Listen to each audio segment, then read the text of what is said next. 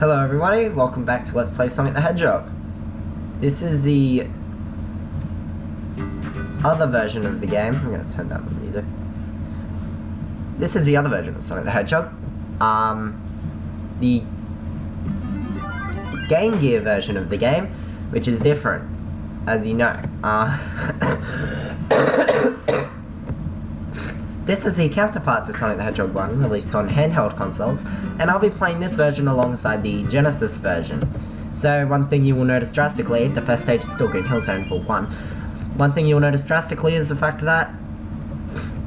Holy crap, this game looks horrible compared to the first game. Yes, that's because this console is not a 16-bit console, but actually an 8-bit console. The Game Gear version, which is the version I'm playing, was a handheld version of the game, with the original version being the Master System version, which is Sega's previous console before the Genesis, or the Mega Drive. I forgot to mention that in part 1. So, yeah. Welcome to Green Hill Zone's iteration in the 8-bit version of Sonic 1. Yes, you can do that. I just cheated half the stage. Yeah. Special stages aren't in this version. Sonic controls basically the same in this version than the Genesis version. And I'm just going to continue explaining stuff concerning both versions, considering that both versions control basically exactly the same between the two versions. But Sonic is still the same. The Master System, I'm pretty sure, only had 2 buttons, but both buttons still do the jump. Yeah. Sonic can still roll, Sonic can still collect monitors, which I haven't fully explained yet. There are a whole bunch of different types of monitors. There's shield monitors, which give you a shield. Some other monitors. See, this is a shield monitor in the 8-bit version. We'll see shield monitors in the next part of the Genesis version. But aside from that, really, the rest of the game is basically the same as this. There's also the ring monitors, which give you 10 rings upon breaking. And yeah. There's also the invincibility monitor, which, well, makes you invisible.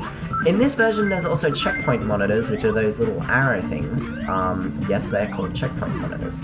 And they are, well, they're checkpoints. What else would they be? Yeah. They're checkpoints. They save your spot.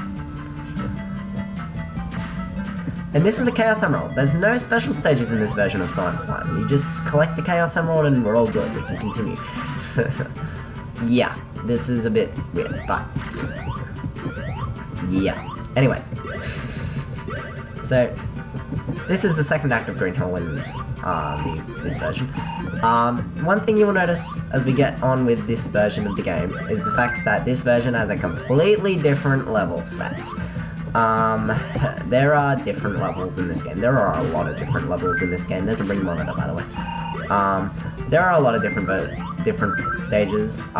There is 3 stages that are similar, but only 1 song that is the same between both versions, which is this song. And that was amazing. Yeah, that part you might want to wait for it instead of trying to speedrun like I did. But yeah, I'm not great at speedrunning the 8-bit version of Green Hill. I'm not great at speedrunning this version of the game anyway, because I don't tend to play it that much. It's not the definitive version of the game.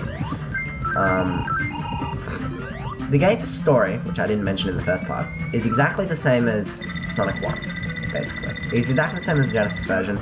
Basically, Eggman's kidnapped robots and stuff, and you get to do stuff and whatever. Yeah. That was Act 2.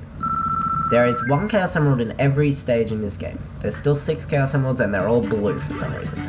Welcome to the special stage. I lied when I said there wasn't any special stages in this game. There are special stages in this game. They're a bit different though. They don't give you a Chaos Emerald. These things are only here for continues and extra lives. That was a continue box. I just smashed the continue box. These things... there's usually an extra life and a continue box in each one. But I missed the life. There's usually a life and a continue box. There's a continue box in every one, I'm pretty sure. And the lives I don't think appear until like after the 3rd one or whatever. Welcome to the boss of Green Hill. Now the Master System version of this game is notorious for its bosses being quite tricky to deal with. The Game Gear version completely trumps on the Master System version's bosses. You also get no rings in this version for bosses, meaning you might want to make your jumps great and you don't want to lose any lives, because this is not that hard of a boss.